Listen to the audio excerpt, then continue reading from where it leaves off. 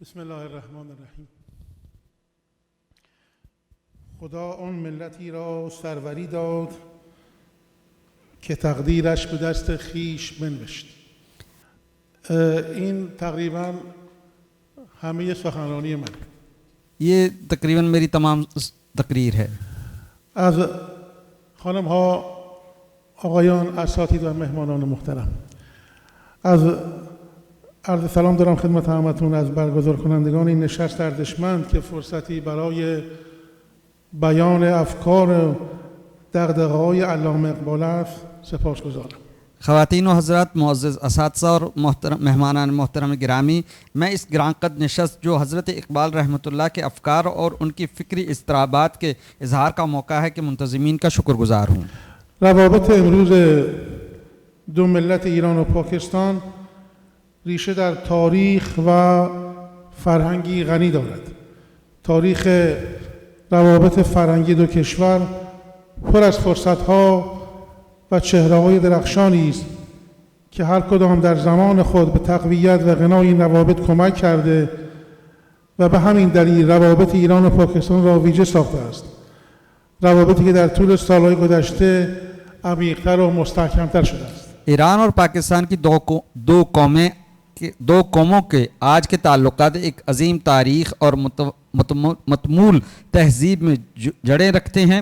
दोनों ममालिक के सकाफ़ती ताल्लुकात की तारीख़ ऐसे मौक़े और दरख्शां शख्सियात से भरी हुई हैं जिनमें से हर एक ने अपने दौर में इन ताल्लुकात को इस्तेहकाम और फ़रोग़ में मदद की. यही वजह है कि ईरान और पाकिस्तान के ताल्लुकात को एक ख़ास इम्तियाज़ हासिल है.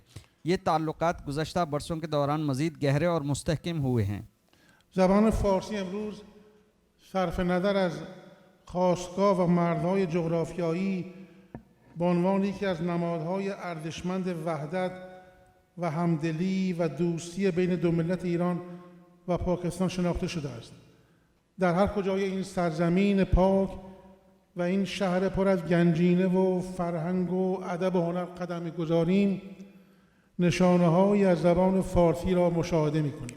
फ़ारसी ज़ुबान आज अपने मबदा और जोग्राफियाई सरहदों से क़त्अ नज़र ईरान और पाकिस्तान की दो कौमों के दरमियान वहदत, यगानगत और दोस्ती की एक गिरांक़द अलामत के तौर पर पहचानी जाती है. इस पाक सरज़मीन और इस शहर गंजीनहाय सकाफ़त, अदब और फ़न में जहाँ कहीं भी हम कदम रखते हैं फ़ारसी ज़ुबान के आसार नुमायाँ दिखाई देते हैं. بناهای تاریخی در لاهور از جمله مسجد و قلعه پادشاهی، آرامگاه حضرت علامه اقبال، آرامگاه حضرت اجویری، منار پاکستان و مسجد وزیرخان با سبک کاشیکاری و روح و معماری ایرانی و اشعار فارسی از شاعرای نامدار ایرانی و نشانه‌هایی از گلستان و بوستان سعدی و دیوان حافظ که بر دیوارها حک شدند به عمق این روابط شهادت می‌دهند. با این حجم از مشترکات چگونه می‌توانیم دو ملت را از هم جدا دانست؟ लाहौर की तारीख़ी इमारतें जिनमें बादशाही मस्जिद, शाही किला, हज़रत अल्लामा इकबाल का मज़ार, हज़रत हजवेरी का मज़ार, मीनार पाकिस्तान और मस्जिद वज़ीर ख़ान शामिल है, अपनी काशीकारी और ईरानी तर्ज़ तामीर और रूह ईरानी नामवर शुअरा के फ़ारसी अशआर नीज़ गुलिस्तान और बूस्तान सादी और दीवान हाफिज़ के उन नक़ूश के साथ जो दीवारों पर कंदा हैं इन ताल्लुकात की गहराई की गवाही देते हैं. इतने ज़्यादा मुश्तरकात के होते हुए इन दो कौमों को एक दूसरे से जुदा कैसे समझा जा सकता है؟ ما به طور مشخص وقتی تاریخ پر از حادثه لاهور به عنوان پایتخت فرهنگی و تاریخی ایالت پنجاب در پاکستان را مرور می‌کنیم، متوجه می‌شویم که این شهر از زمان پیدایش خود فراز و نشیب‌های تاریخی بسیاری را تجربه کرده و شاهد حکومت‌های متعددی از جمله هندو، بودایی، یونانی، مسلمان، امپراتوری مغول، افغان، سیک و استعمار بریتانیا بوده است. जब हम पाकिस्तान के सूबा पंजाब के सकाफ़ती और तारीख़ी दारुल हुकूमत लाहौर के हादसात से भरपूर तारीख़ का जायज़ा लेते हैं तो मालूम होता है कि इस शहर ने अपने आगाज़ से बेशुमार तारीख़ी नशेब व फराज देखे हैं और हिंदू, बुद्ध मत, यूनानी, मुसलमान, मुगलिया सल्तनत, अफ़गान, सिख और बरतानवी इस्तेमार समेत मुतअद्दिद हुकूमतों का मुशाहिदा اما آنچه که از دل این حوادث قوی‌تر از گذشته ظهور کرده همین زبان و ادبیات و فرهنگ است. حضور تعداد زیادی از شعرا و عرفای نامداری که به زبان فارسی سروده‌اند، از جمله کتاب کشف المحجوب حضرت اجویری ملقب به داتا گنج بخش، باعث شد که این شهر را غزنین ثانی بنامند. در زمانی که استعمار بریتانیا تلاش می‌کرد تا زبان فارسی را در شبه‌قاره هند شبه‌قاره کمرنگ و زبان انگلیسی را جایگزین کند، حضرت علامه اقبال به زبان فارسی شعر گفت و این راه را زنده نگه داشت. लेकिन जो चीज़ इन तमाम हवादिस के दरमियान से पहले से ज़्यादा कुव्वत के साथ उभर कर सामने आई, वो यही ज़ुबान, अदब और सकाफ़त है। उन बेशुमार नामवर शुअरा और उरफ़ा की मौजूदगी जिन्होंने फ़ारसी ज़ुबान में कलाम कहा, जिनमें हज़रत हजवेरी अलमारूफ़ दाता गंजबख्श की तसनीफ़ कश्फ़ुल महजूब भी शामिल है, इस बात का सबब बनी कि इस शहर को ग़ज़नैन सानी कहा जाने लगा। उस ज़माने में जब बरतानवी इस्तेमार बर-ए-सग़ीर में फ़ारसी ज़ुबान को मांद करने और अंग्रेज़ी ज़ुबान को उसकी जगह देने की कोशिश कर रहा था, हज़रत अल्लामा इकबाल रहमतुल्लाह ने फ़ारसी ज़ुबान में शायरी की और इस रवायत को ज़िंदा रखा। ما قدردان آنهایی هستیم که این ثروت عظیم را برای ما به یادگار گذاشتند.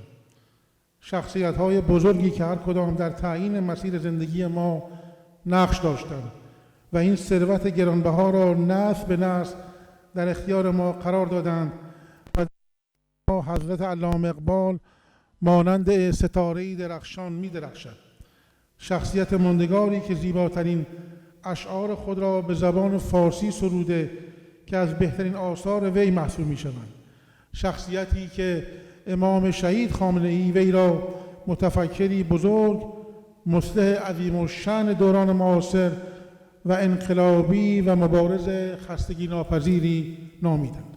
हम उन लोगों के कदरदान हैं जिन्होंने ये अजीम सरमाया हमारे लिए बतौर मीरास छोड़ा। वो अजीम शख्सियात जिनमें से हर एक ने हमारी ज़िंदगी की सिमत की तयन में किरदार अदा किया और इस कीमती ख़जाने को नस्ल दर नस्ल हमारे सुपुर्द किया। और इन सब के दरमियान हज़रत अल्लामा इकबाल एक रोशन सितारे की मानंद जिलवागर हैं। ऐसी जावदान शख्सियत जिन्होंने अपने हसीन तरीन अशआर फ़ारसी ज़ुबान में कहे जो उनकी बेहतरीन तख्लीक़ात में शुमार होते हैं। ऐसी शख्सियत जिन्हें इमाम शहीद ख़ामेनेई रहमतुल्लाह ने एक अजीम मुफ़क्किर, असर हाज़िर के जलीलुल क़द्र मुस्लिह, इनक़लाबी और अनथक मुजाहिद करार दिया। هر کس می‌خواهد علامه اقبال را بشناسد باید منظومه‌های وی را بخواند و بدون آشنایی با زبان فارسی درک افکار حضرت علامه اقبال ممکن نیست. منظومه‌های ایشان پر از مفاهیم عمیق عرفانی، جهانبینی، فلسفی و سیاسی است. آن حضرت در جای جای منظومه‌های اسرار خودی، رموز بیخودی، پیام مشرق، زبور عجم، جاویدنامه و ارمغان حجاز دعوت به خودشناسی و خداشناسی می‌کند. وسعت نگاه علامه اقبال و تفکر وسیع و بلند او به عنوان یک مصلح اجتماعی مسیر سعادت را به دیگران نشان داده است. احیای هویت وسیع، احیای هویت اصیل انسانی و ایمانی اساره اندیشه‌های علامه اقبال در تمام این منظومه هاست. जो कोई हज़रत अल्लामा इकबाल को पहचानना चाहता है उसे उनके कलाम का मुताला करना होगा और फ़ारसी ज़ुबान से आशनाई के बग़ैर अल्लामा इकबाल के अफ़कार को समझना मुमकिन नहीं। अल्लामा इकबाल के कलाम गहरी इरफ़ानी, फ़िक्री, फ़लसफ़ी और सियासी मफ़ाहीम से लबरेज़ हैं। अल्लामा इकबाल अपने कलाम इस असरार खुदी, रमूज़ बेखुदी, प्याम मशरिक़, ज़बूर अजम, जावीदनामा और अरमग़ान हिजाज़ में जगह जगह ख़ुद शनासी और खुदा शनासी की दावत देते हैं। एक समाजी मुस्लिह के तौर पर हज़रत अल्लामा इकबाल की निगाह की वुसअत और उनकी बुलंद व वसी फ़िक्र ने दूसरों की सआदत का रास्ता दिखाया। इन तमाम अशआर में इंसानी और ईमानी तशख़्ख़ुस की हकीकी शिनाख्त का अहया इकबाल के अफ़कार का निचोड़ है। حضرت علامه اقبال در این منظومه ها بیش از آن که با ملل غرب سخن گفته باشد با مردم شرق سخن گفته است. رسالت ایشان این بود که با شعر فارسی دیگران را بیدار کند او به دنبال عزت نفس و طبع بلند و خواهان استغنا و استقلال مسلمانان است. علامه اقبال به دنبال احیای عظمت از دست رفته مسلمانان از طریق بیداری اندیشه و جلوگیری از سقوط مسلمانان و وحدت جهان اسلام است. हज़रत अल्लामा इकबाल रहमतुल्लाह ने अपने कलाम में मगरबी अक़वाम से ज़्यादा अहले मशरिक़ से ख़िताब किया। इकबाल का नस्बुल ऐन ये था कि वे फ़ारसी शायरी के ज़रिए दूसरों को बेदार करें। वो ख़ुददारी, बुलंद हिम्मती और मुसलमानों की बेनियाज़ी और ख़ुद मुख्तारी के ख़्वाहां हैं। हज़रत अल्लामा इकबाल रहमतुल्लाह फ़िक्र की बेदारी, मुसलमानों के ज़वाल की रोकथाम और आलम इस्लाम के इत्तेहाद के ज़रिए मुसलमानों की खोई हुई अज़मत की बहाली के दरपे हैं।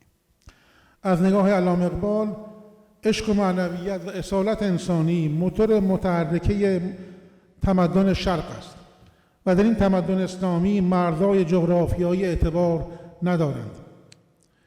مثنوی بسیار زیبای پس چه باید کرد ای اقوام شرق نسخه حضرت اقبال برای سیان از این تمدن است و بسیار باعث غرور است که ایشان برای پیشرفت این تمدن در هر عرصه‌ای نسخه‌ای دارد. از نگاه وی ضمن توجه به برخی جنبه‌های مثبت غرب، معنویت شرق و تمدن اسلامی آنقدر غنی است که بسیاری از نیازهای مسلمانان را تأمین می‌کند. अल्लामा इकबाल की नज़र में इश्क, मानवियत और इंसानी असालत मशरिकी तहज़ीब की मुहर्रक क़ुव्वत हैं और इस इस्लामी तहज़ीब में जोग्राफियाई सरहदों की कोई हैसियत नहीं। नहायत खूबसूरत मसनवी पस छे आयत का अक़वाम शर्क़ इस तहज़ीब के तहफ़्फ़ुज़ के लिए हज़रत अल्लामा इकबाल का नुस्ख़ा है और ये बाइस फ़ख्र है कि हज़रत अल्लामा इकबाल ने इस तहज़ीब की तरक्की के लिए हर मैदान में एक नुस्ख़ा पेश किया है। उनके नज़दीक मगरिब के बाज़ मुस्बत पहलुओं को मलहूज़ ख़ातिर रखते हुए मशरिक़ की मानवियत और इस्लामी तहज़ीब इतनी गनी है कि मुसलमानों की बहुत सी ज़रूरियात को पूरा कर सकती है।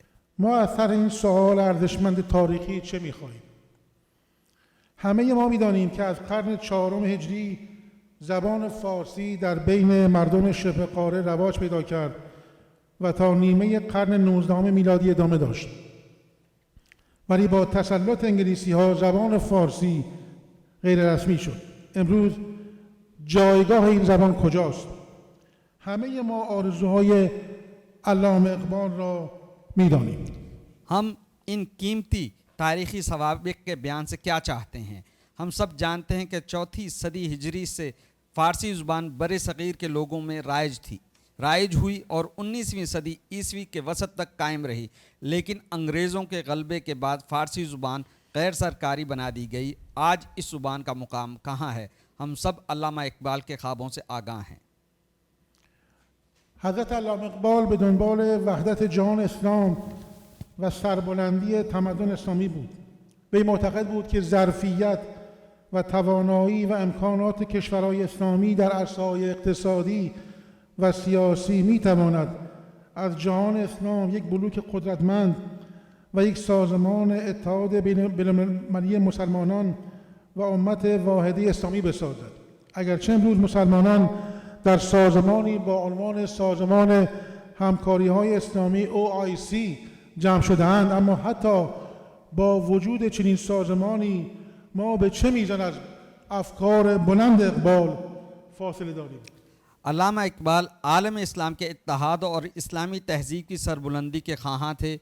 उनका मानना था कि इस्लामी ममालिक की इक़्तिसादी और सियासी मैदानों में सलाहियतें, तवानाइयाँ और वसाइल आलम इस्लाम को एक ताकतवर ब्लॉक, मुसलमानों की बैनुल-अक़वामी इत्तेहादी तंजीम और उम्मत वाहिदा में तब्दील कर सकते हैं।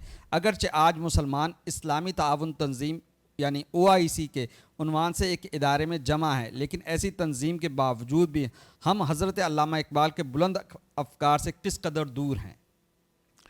بیایید به واقعیت‌های میدان نگاه کنیم.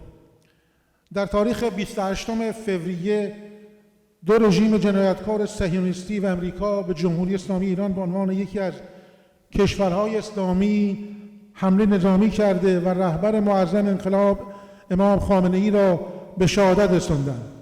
در این تجاوز نظامی آشکار و غیر منطقی قریب به 3400 انسان بیگناه در بمباران کور رژیم های متجاوز به ایران شهید شدند که 300 نفر از آنها کودک هستند.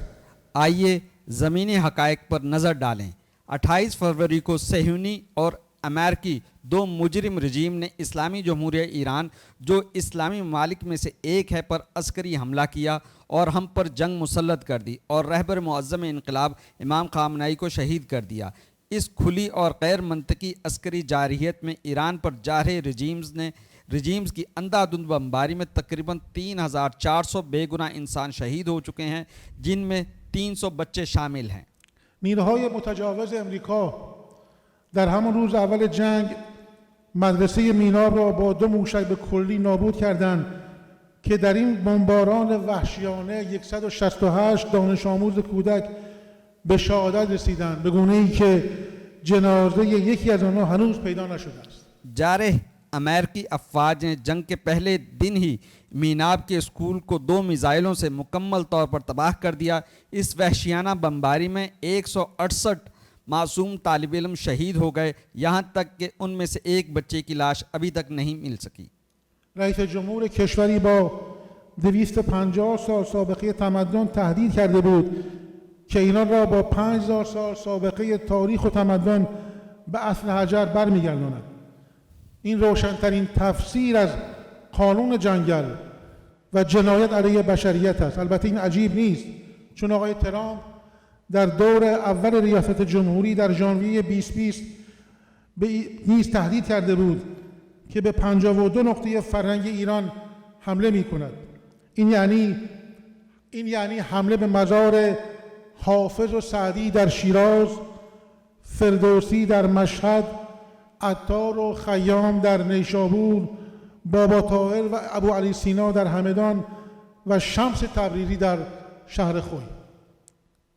250 साल तारीख रखने वाले एक मुल्क के सदर ने धमकी दी थी कि वो ईरान को, जो 5000 साल तारीख और तहजीब का हामिल है को पत्थर के दौर में वापस पहुंचा देगा। ये जंगल के कानून और इंसानियत के ख़िलाफ़ जुर्म की सबसे वाज़ेह ताबीर है।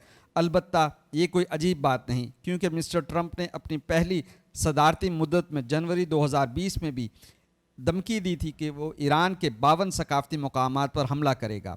इसका मतलब शिराज में हाफिज़ और सादी, मशहद में फिरदौसी, निशापुर में अत्तार और खय्याम, हमदान में बाबा ताहिर और बू अली सीना और शहर खूई में शम्स तब्रेज़ी के मज़ारात पर हमला है। این یعنی هجوم به تمدن بزرگ ایران و حمله به زبان فارسی و باعث تأسف است که اعلام کنم رژیم‌های متجاوز در 40 روز جنگ تحمیلی حداقل به 149 اثر تاریخی از جمله موزه‌ها، 30 دانشگاه و 763 مدرسه و 55 کتابخانه حمله کردند.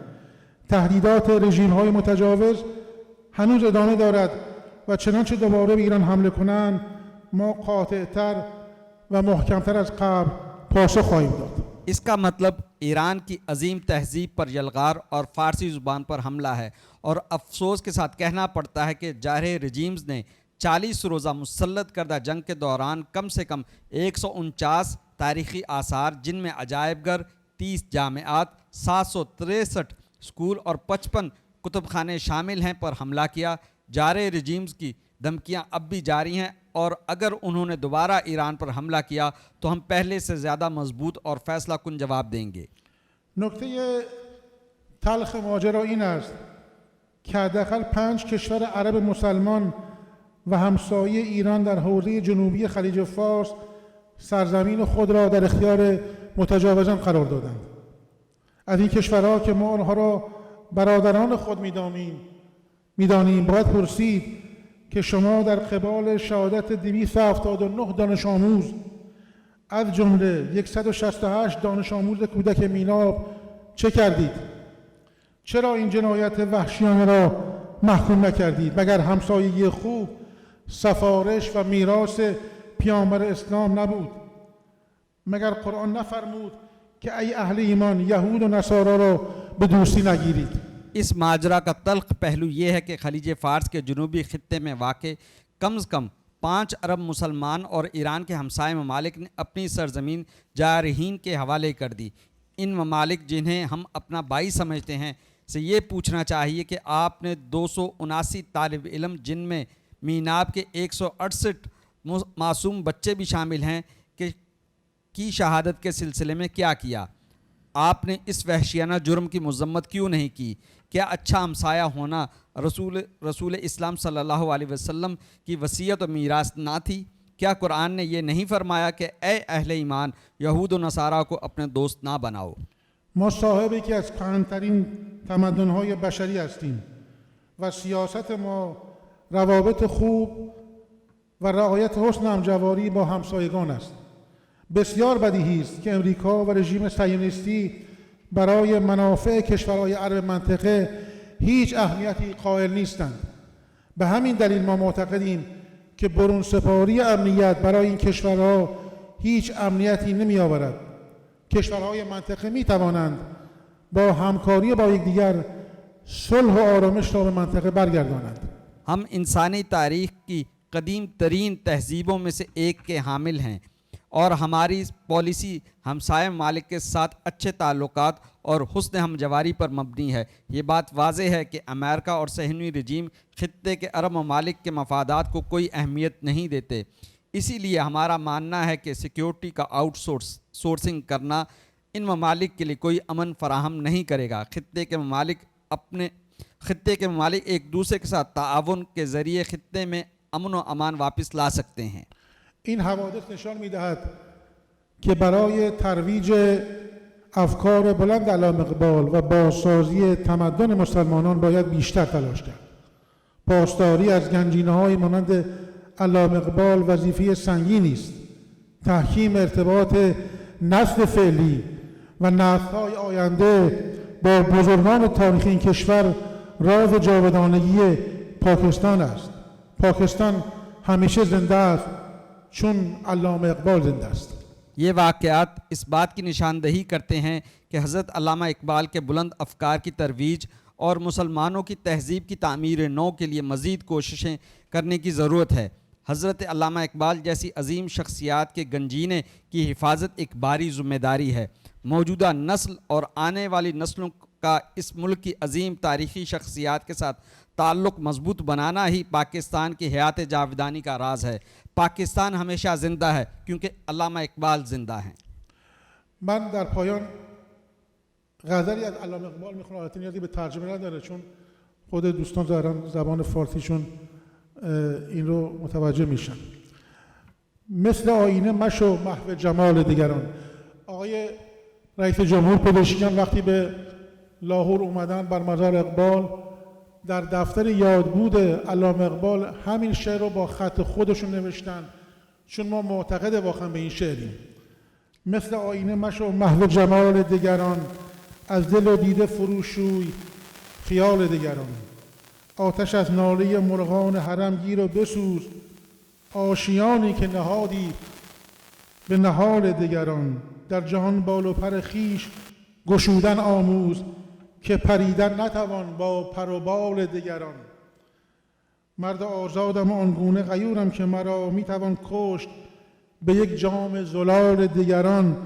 ای که نزدیکتر از جانی و پنهان ز نگه، هجر تو خوشترم آید ز وصال دیگران. در پایان از برگزار کنندگان این نشست ارزشمند بسیار بسیار تشکر میکنم. با شکریه.